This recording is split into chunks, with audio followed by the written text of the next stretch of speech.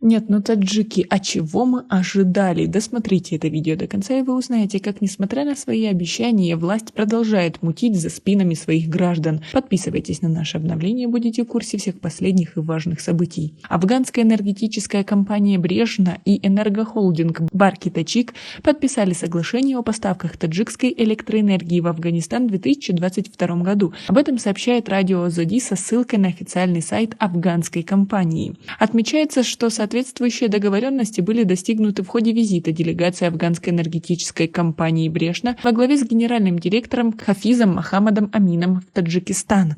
Отмечается, что стороны провели двухдневные переговоры. Свои подписи под соглашением поставили Хафиз Мохаммад Амин и гендиректор Барки Тачик Мирзо Исмалзода. Также стало известно, что Барки Тачик стали отрицать проведение этой встречи. Договоренность является дополнением к подписанному еще в 2008 году сторонами соглашению, сообщает на своем сайте энергохолдинг Барки Тачик.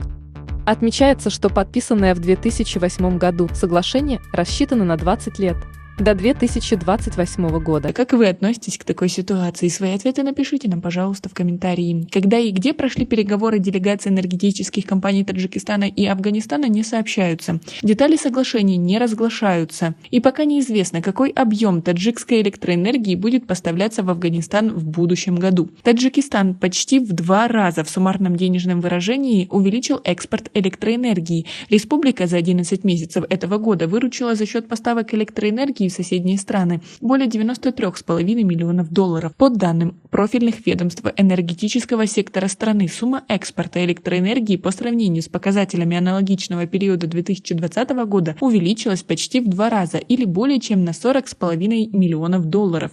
Между тем, в энергосекторе не раскрыли данные об объемах поставок электроэнергии в соседние страны за этот период и лишь отметили, что электроэнергия поставлялась в Афганистан и Узбекистан.